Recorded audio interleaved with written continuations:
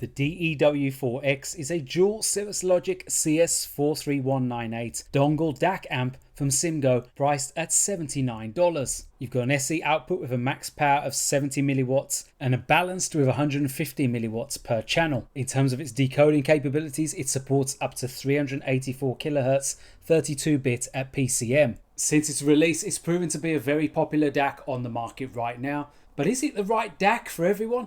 Hopefully you're going to find out in this video, where I'm going to give you 4 reasons why you should definitely consider the DEW4X and a few reasons why you might want to perhaps look elsewhere. The first of those reasons, and it really is the main reason why you'd want to go for the DEW4X, is if you own any one of SIMGOD's existing IEM range, because it meshes masterfully with any of these 3 options that you see here. The elevated region that you see between 2.5 to 5K is pretty much synonymous with all of SIMGOD's releases, certainly all the ones I've tried bar the Super Mix 4, and it's this characteristic that means SIMGOD's IEMs tend to be on the bright side, and for some people a little bit too bright. If you're one of those people, then fear not, because the DEW4X might just give those IEMs a new lease of life. It's been designed by SIMGOD to round off the sharper edges of their default sound signature, and that's exactly what it does. It has a neutral, warm, organic sound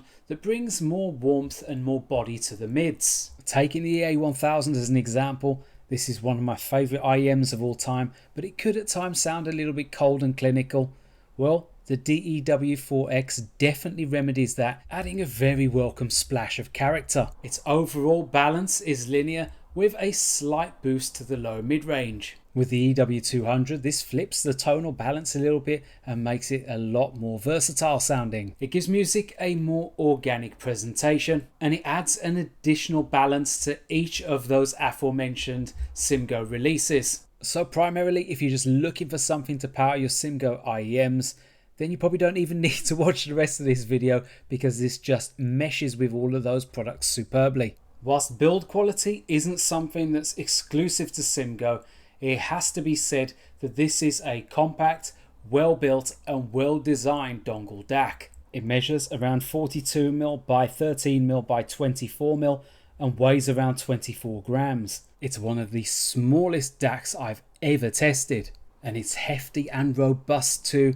sandblasted and anodized throughout. And SIMGOD have paired the CNC machine chassis with an equally high quality cable, a high purity OFC cable that feels a little stiff due to a sturdy layer of shielding. It's a pocket friendly overall presentation, and you don't have that fear of the USB cable bending the USB socket on your phone. This is an extremely power efficient DAC as well.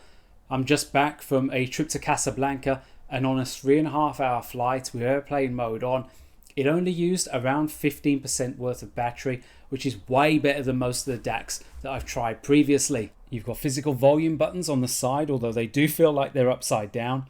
You've got 30 volume steps with an average of around 3 to 5 dB change per step. SIMGOD has set the volume control to become finer as you increase it, so beware if you listen on particularly low volumes that the control might not feel as granular as you would like. It does have a memory of your last volume used though, which is a nice touch. The volume control is independent from your source, and I recommend ramping your phone volume right up and just using the DEW4X to control it from there.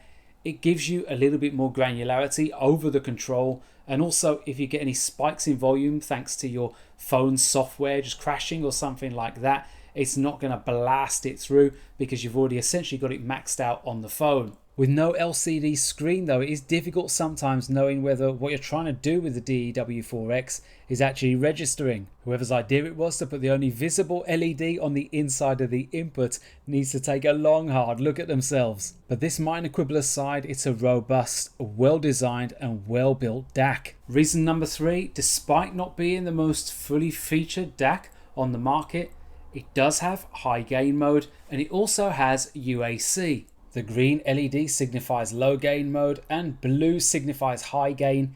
You switch between the 2 modes by pressing both of the volume buttons down at the same time. The SNR on both outputs is very good, and with high gain mode on, I didn't notice any discernible noise. UAC mode means that you can use the DEW4X with different types of console, including the Nintendo Switch. To get it to switch to UAC 1.0, hold down the volume up button with the DEW4X powered off.